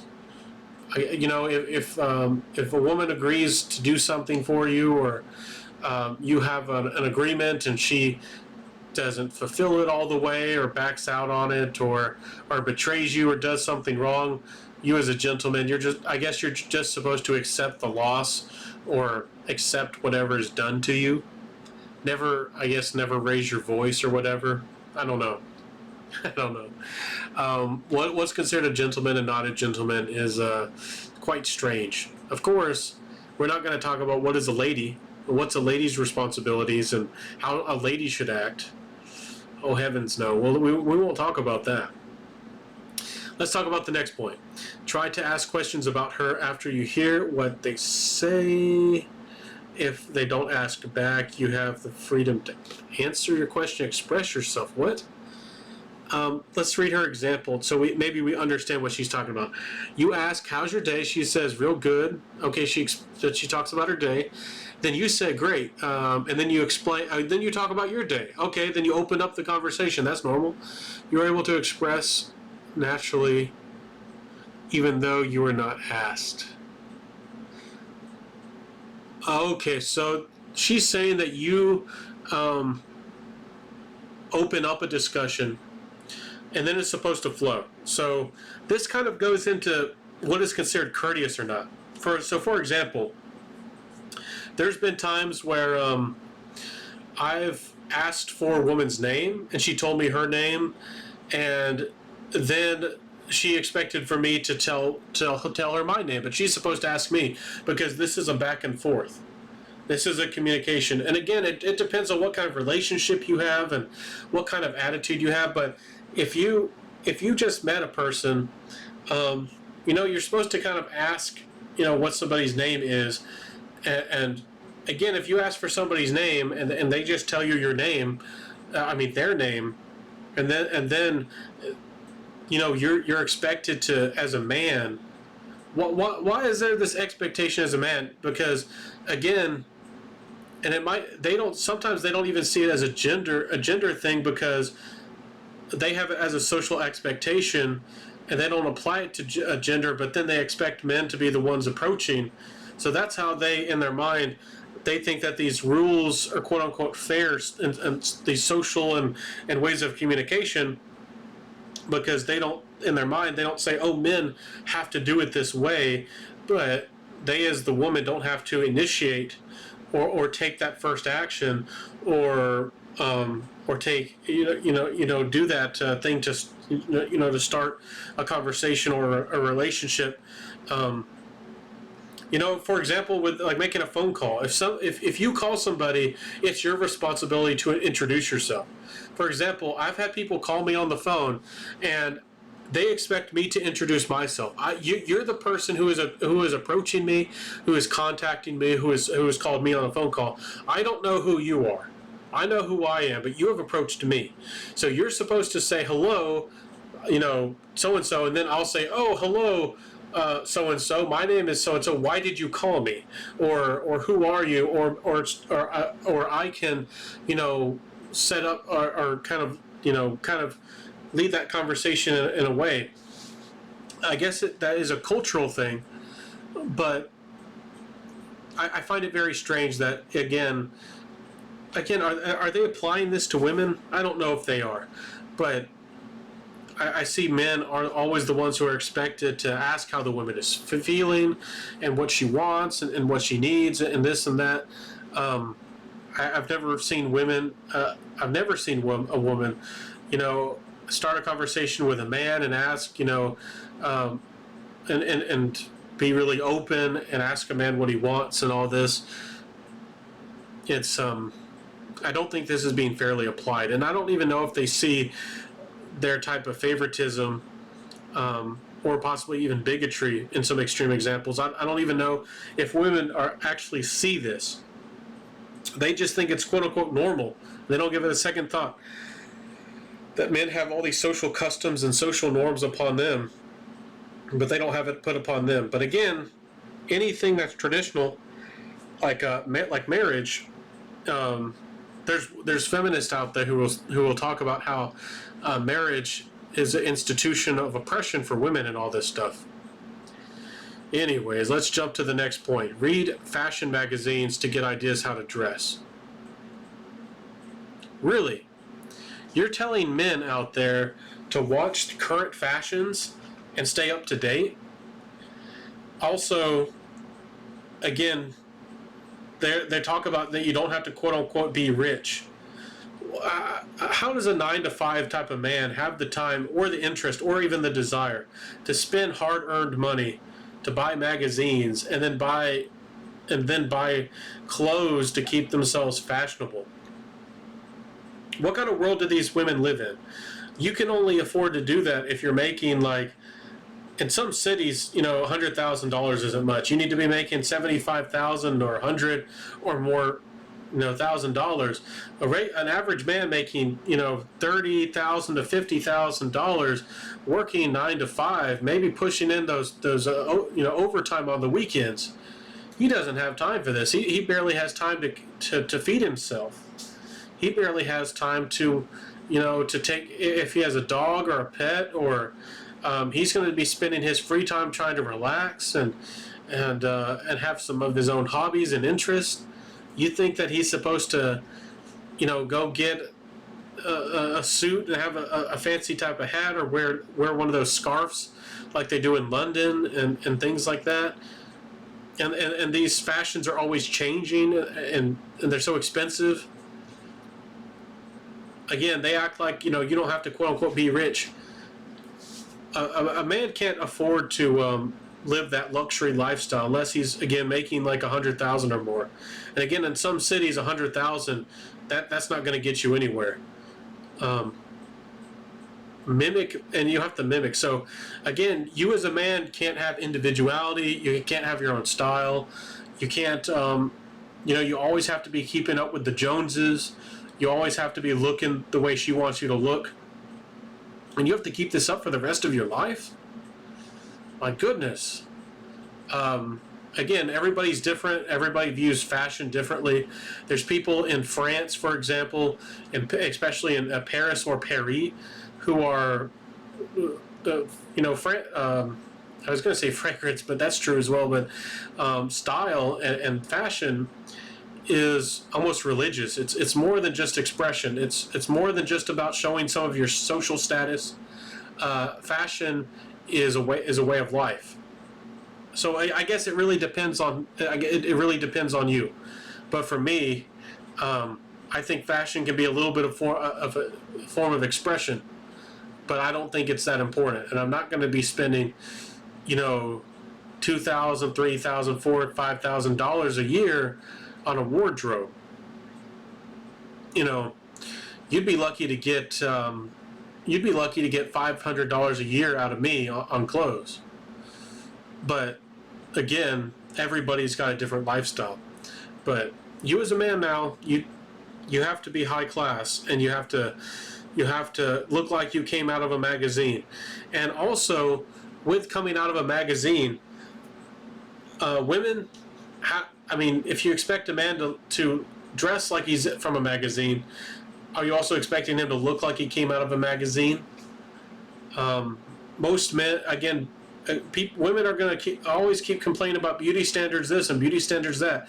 Men have very low beauty standards compared to women. Women are far more picky, and this has been proven on the Tinder app and on all these dating apps and everything. Women are like 10 times as picky as men, and this kind of proves it. Not only do you have to look like you came out of a magazine, I mean, you have to dress like you came out of a magazine. You better have the most fashionable haircut. You need your nails and your hair did, and for a lot of these women, you probably need to be hairless. For these modern type people, and all these things, it's I don't know. Expectations. My goodness, expectations indeed. Next point is be confident but not cocky. So I mean, it'd be nice if this lady here would explain what's the difference. But as far as I see, the difference in confidence and cocky is when you maybe you're openly vocal, like you praise yourself, or you talk about your achievements openly, or you're really really bold. But again, people can use these terminologies because they're not really defined these days. If you as a man go up to a woman and you're really confident and you make lots of jokes, and you can be seen as like a cocky or as a player, even if you're just a really friendly guy. Like people have treated me that way, and I'm just really friendly and just trying to open a conversation and get to know people. And I absolutely am not. I mean, I wasn't even close to being a player. I'm very picky. Or or I can't even get my basic needs met or basic wants, but not cocky. So I guess you're supposed to have a lot of achievements and successes, but you're not supposed to speak about your achievements or your successes. But again, it depends on your culture. Some people, if you're around some really like successful people, everybody's trying to one up each other and like brag about their achievements. Oh, you wrote the New York bestseller 2 years ago? Well, this year I betted on a horse on the Kentucky Derby, and I bet 1 to 10 and I won my bet and all this stuff. And these people are doing these, making they brag about their achievements. So what's considered cocky and what's not? And it's interesting. I'd like to know what people consider that or not. And again, do those same principles apply to women than they do to men? I'd like to know. Always be happy. A man always has to be happy. Again, women, if you ask for women to smile in public, because a lot of these women these days, they act like they have a stank face on. They act like they're unhappy or you did something wrong to them. They're just automatically rude to you. They don't even try to be courteous. And some of these people are working in customer service, like hospitality, and they're not friendly at all. But a man is considered, you have to be happy all the time. That's just not healthy, and I don't expect a woman to be happy all the time either. But it'd be nice if women were just as happy or just as friendly as men were. Again, women complain about having to be happy and friendly. If you work in HR, human resources, or if you have a job where you're presenting yourself, you're like a public job, or you're hired as a receptionist or you're a cashier or something, it's kind of a part of the job, especially if you're a lady and and a part of your job is to like bring in business. I mean, that's kind of a part of the job. Men aren't are expected to be, fairly friendly and happy and smiling as well. So, I don't know.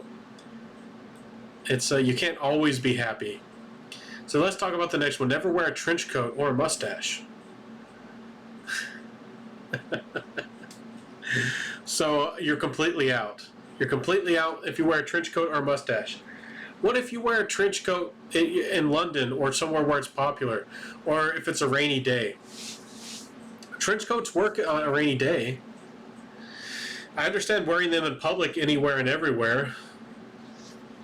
And are men allowed to have particular qualms or pickiness regarding fashion? Can I as a man criticize like poodle skirts and overtly oversized hats? Can I as a man say that if you're out, or you can't ever wear a poodle skirt or a big hat, or if you're wearing more than one set of earrings or something? Okay, let's talk about the next point. Be polite. Be polite. What's polite? What's not polite? It'd be nice if you would explain. But again, people assume or assert that everybody understands what polite is. And is polite not the same as being a gentleman? Is polite not being the same as a gentleman or positive? Because if you're positive, you're going to be polite. And if you're polite, you're probably going to be positive. And if you're a gentleman, you're probably going to be positive and polite. So please explain to me how those all work together. It'd be nice if you did. Let's just jump to the next one. Again, well, maybe we'll explain real quick with polite. Again, men are expected to be friendly and polite. But again, women kind of know that they have that expectation put upon them. But again, they don't have to initiate a conversation, an approach, or anything. A lot of the times, they don't have to initiate that. So that burden of politeness is not necessarily put upon them. They have the opportunity to just reject you, say no or say yes. So that's why recently, with all this equality and stuff, some of these women have gone out there and have started trying to ask men out on dates. They have started, taking some of that responsibility upon them and making things quote unquote equal. And I don't know, are they being polite when they approach? I don't know if they are, but what I do know is if they do get rejected, they're not very polite about that, especially on social media. They're not very polite. I mean, you don't see men out there freaking out or criticizing or demonizing or freaking out, about getting rejected. And men get rejected all the time. Men get rejected hundreds of times. So let's jump to the next point. Listen intently and be very interested. Well, what about being genuine? I don't expect a woman to fake it if she's not interested. And listen intently. What if a woman is busy? And again, this is the kind of thing that can lead to divorces because a woman doesn't try to establish that you're paying attention. She doesn't have to necessarily have to start the conversation. She doesn't necessarily have to confirm that you're paying attention. And before she starts explaining something that's important or possibly getting emotional about something, it's assumed or expected that you're paying intently or intensely to anything and everything that she says. I can't tell you how many times that women can fake or pretend that they're asleep or avoid you by, getting dressed up in the bathroom and things like that. So, again, this is kind of all a game, like a social expectation game. Again, but are these same expectations applied to women? I don't know. I don't know how or if they are. I'd love to know what this lady thinks. Work out?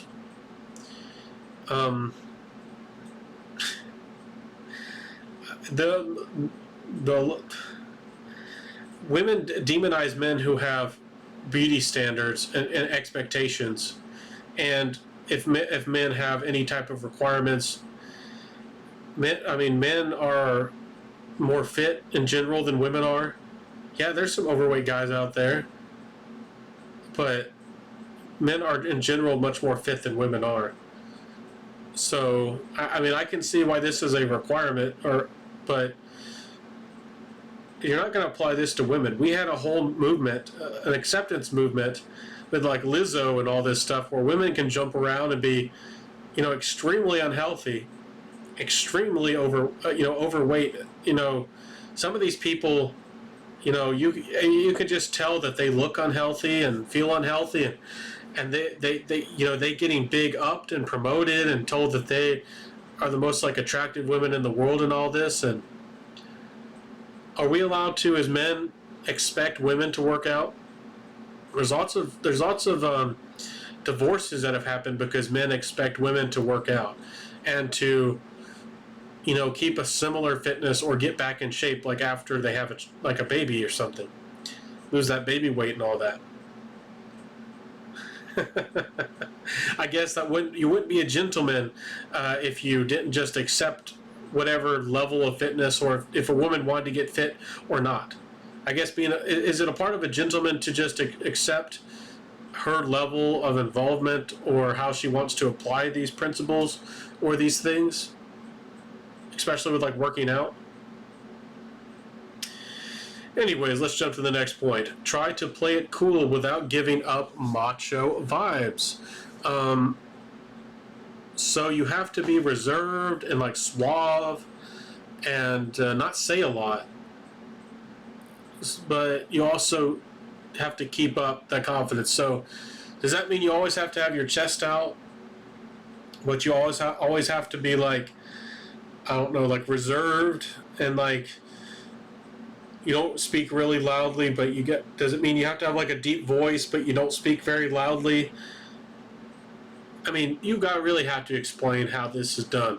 You have to play it cool, so you're not trying to impress other people or not trying to impress her, but you got to be confident. So this is something like you might do, and like you might come across this way is if you were first dating, or if you're just in a social situation. How would you do this in a relationship or a marriage? And please tell me this isn't apply in a way to a man being tested. Women getting angry and loud and demanding or emotional, and a man just having to be cool but yet confident. He can just like act cool and like unaffected, but he's also still acts kind of confident. I hope that's not how they're applying this or thinking about this, because that's one of the craziest things out there right now. Anyways, if you are kind, happy, etc., you should be able to put out a cool vibe and not a jerk vibe. So women get to determine what is cool and what's a jerk. What's the difference? Is a jerk the man who is cheap or didn't spend a lot of money on you on the date? Is cool the guy who has the fancy gadgets or has the new thing, the cool thing? Is the cool vibe the guy who's smooth and well spoken, and is the jerk like, again, is it about what the man expects or demands, or is it? I guess to see this type of things with our social culture, as far as I can tell, it's all about putting the women in control. So is a guy a jerk because he has expectations, or he makes like a request or a demand?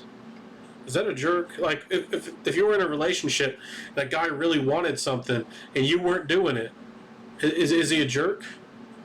Like who is a jerk and who's not? Because usually, this is again the jerk type of thing. It used to have a meaning. but now it's all been twisted. Somebody who is a quote unquote jerk is kind of used to be somewhat similar to a tease. Somebody who is a jerk is somebody who maybe give a lot of promises, or give an image, or present themselves in a certain way, but then never give that to you. For example, show you the fancy car, but doesn't let you drive the car or be in the car. Shows you the money, but doesn't let you spend any of the money, or talks about going to the concert, but doesn't invite you to the concert. Is that a jerk? Because that's kind of like attraction and competition. Because if this guy, the woman knows if the guy is really high value, and if she's really this attracted to him, she probably knows that there's other women, and a lot of these guys, they're dating around and they have lots of options. Again, it doesn't sound like you're going for an average Joe here. You want the guy just to be cool, but not a jerk. So does he has to, be well spoken and kind of reserved, but kind of strong. See, again, this is this duality of things, and men can't play any of their advantages. They can't use any of their advantages to themselves, but women can use all these advantages. Does that make sense? Like, at what point can a woman be a jerk? Again, a jerk is usually when you present something or show something, almost like bragging, but you don't share it, or you don't work with somebody, or you don't go do that thing with each other, and it's more and kind of similar to teasing. But again, a jerk is it could take some time. It could take, teasing is kind of just in the moment in regards to flirting, and teasing can be a good thing or a bad thing, but with a jerk, it's almost always seen as negative. But it kind of depends on who does or does not get what they want. So again, I've never seen a woman really called a jerk. At what point can a woman be a jerk? Again, maybe you men need to start thinking about how women can become jerks, or if they are jerks, and tell them that, if or when they are. If they do anything that that would make them one. So the next point is be super relaxed. What is it? This woman really, really likes cool guys or suave guys. Super relaxed, like a good pair of jeans. First off, I really don't like jeans. I mean, I grew out of jeans really quick. I really don't care for how they feel. I know that's not the point of this. We'll get there in a second.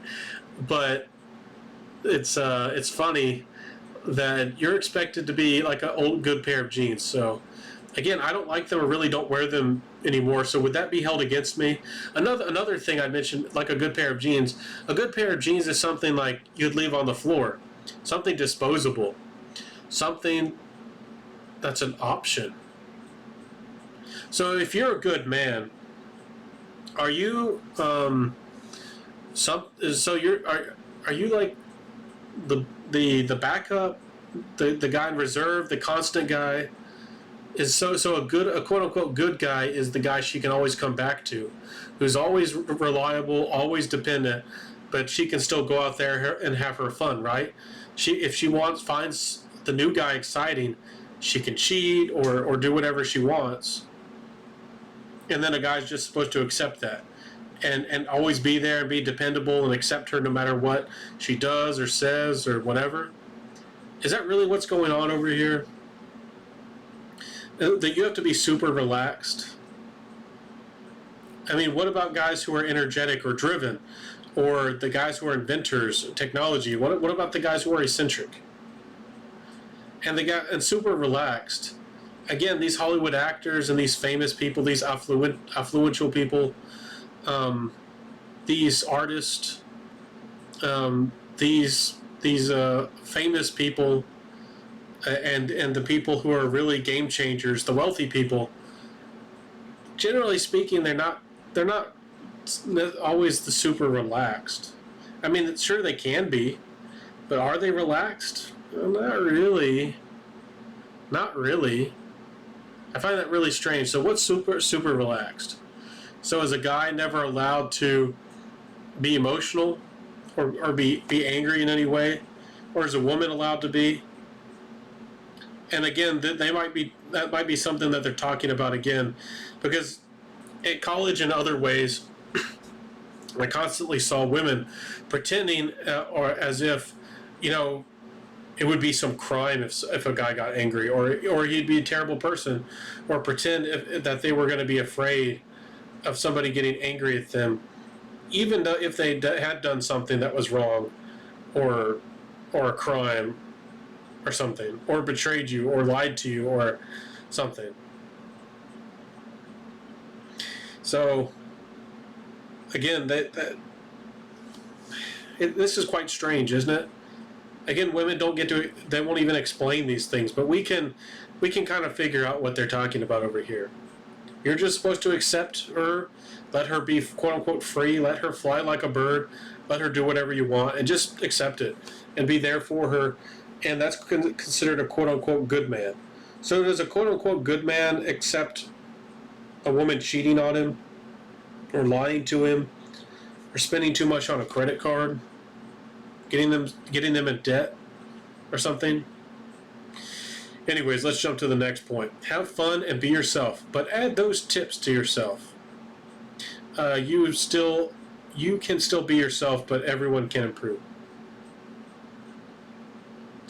You can be fun and yourself, but add those tips to yourself. I mean, this whole thing is about applying these principles to yourself. So is she referring to the whole list?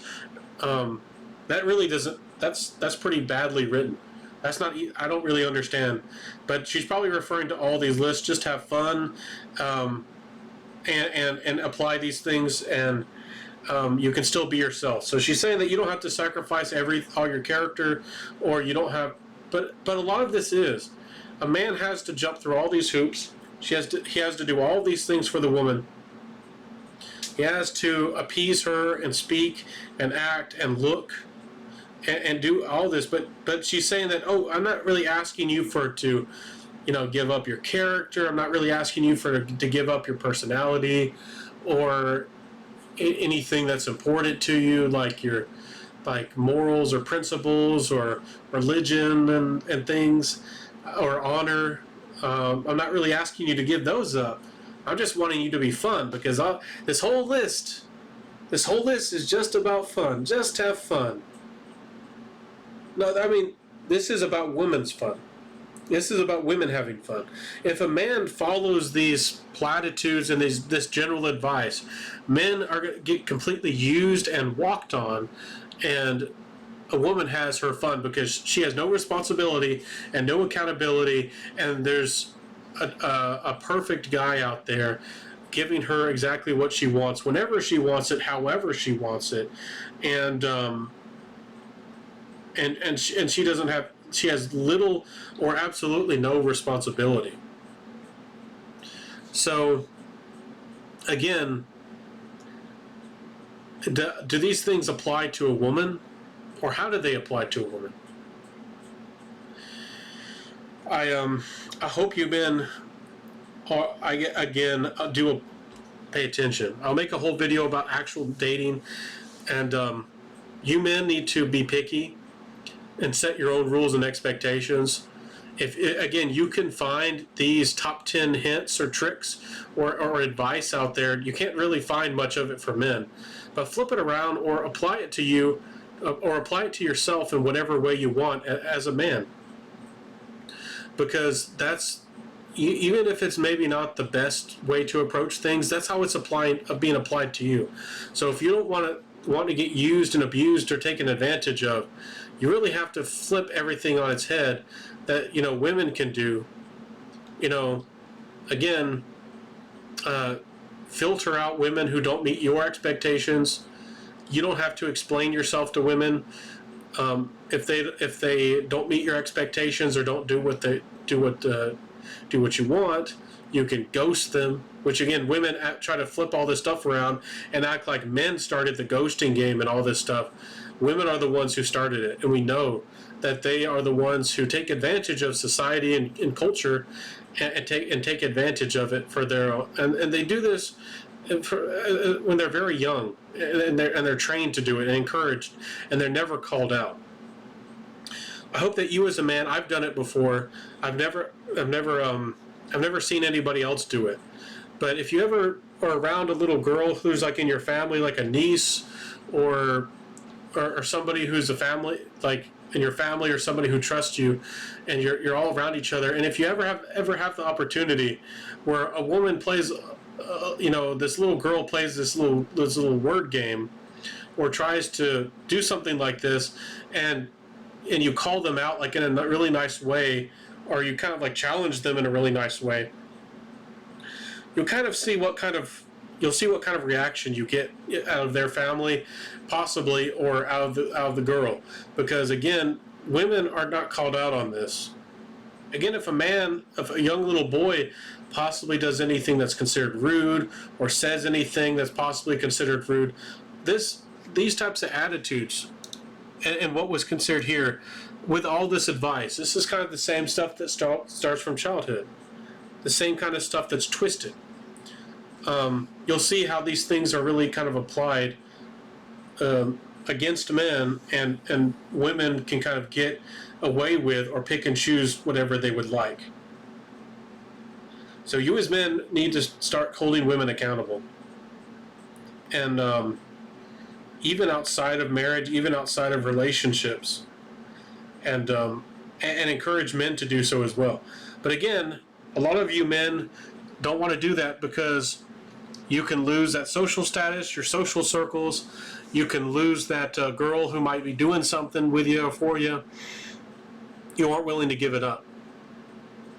But if you do want to find like-minded people who think like you do, and maybe find a girl who's actually cares about you, or somebody who's actually like-minded, maybe possibly actually build up a family, you need to apply good principles, and be very aware of this kind of stuff that's taught, taught, I guess you could say too, but against young men. Men are taught that they have these expectations, or that these things are wrong with them.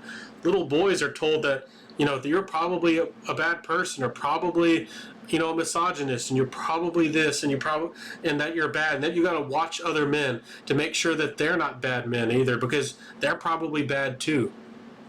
But little girls, they're taught sunshines and rainbows and fun, and that men are supposed to be doing these things for them.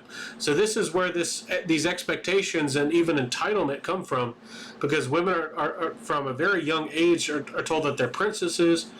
They're never told that they've made a mistake. They've never told that they've done something wrong. They've never been told that they need to say sorry.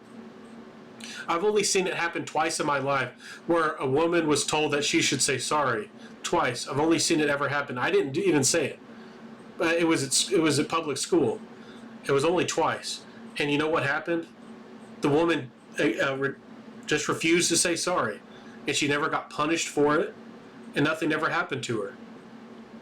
But if you as a man refuse to say sorry to a woman, especially these days, for the slightest inconvenience, or if you as a young man in public school refuse to say sorry to a feminist teacher, a teacher at your public school, that's a pretty serious thing in our modern society.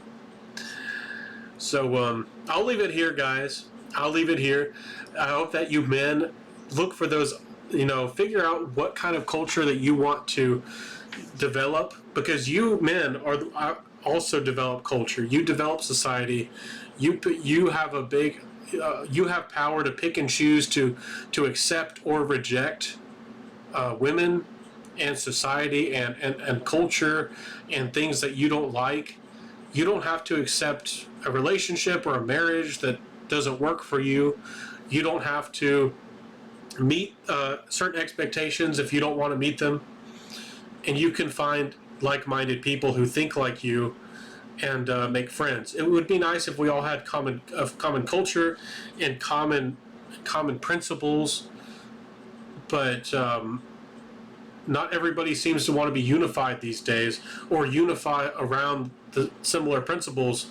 But maybe if we talked about the things that matter, we could get everybody on a similar page, or more unified. And again, people like Jordan Peterson and some of these people out there are doing really good work to bring people together. And I hope that my channel does that. But again, men are going to have to be willing to separate themselves from the bad, because so much is bad in society. Men, you got to be able to say no. If any of these rules bother you, or social expectations, a lot of the reason why I haven't found a good lady around and is because of a lot of these types of attitudes, because I won't tolerate a lot of these types of things because they are applied in a one-sided way against men, and they're entitled, and you can't even ask, what are they going to do for you? Well, I mean, what are they going to bring to the table? You're not even. Women think you're a monster or just crazy if you even ask that. There's something wrong with you. And that doesn't even, and that doesn't even get to the specifics of what you might like in regards to looks, or attitude, or personality, or lifestyle, and lots of other things. Anyways, men, be happy, and women too. Hope that there's good women out there watching my channel, like-minded women who want to make the world a better place, a more successful place, a place that's more friendly and inviting, and one where we can understand each other better. And I hope that, again, you good women start calling out the feminist women, because the feminist women are just going to continue to be more and more demanding. They're just going to continue to have more and more expectations, and continue to act unhappy, and as if they're not getting enough money, or big enough handouts, or the government's not doing enough to, stop men from talking about stuff on the internet or YouTube. Again, with the Biden's Ministry of Truth coming out, again, I mentioned that a couple times because it's so dangerous.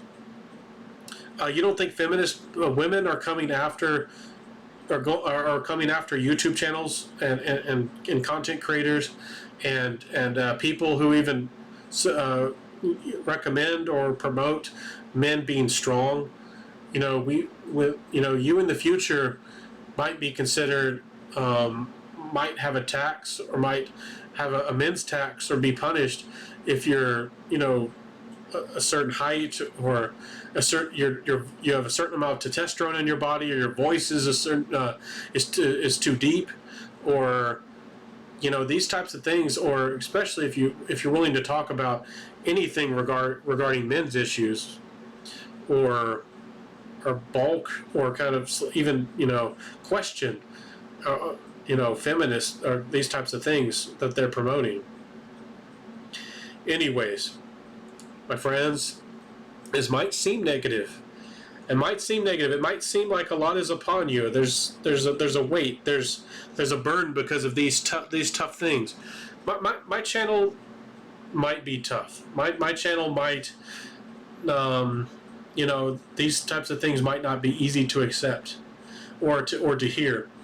But I talk about these things to encourage you, and to help you find that hope, and that drive, and have a voice, somebody who you can connect with, have a platform, have a space where you and similar-minded people can talk about dating, and help people to come together. Because if we don't have relationships, how and these types of things, daycares and public schools aren't going to raise your kids much of it all, and they're gonna train them, and they're gonna be vulnerable to organizations like Disney and these types of people who would twist them against their own natural biologies, and then the government will take advantage of them as well, and all these things. Hope that y'all are aware of what kind of situation we're in, because we're kind of fighting for what relationships are, but also parental rights as well.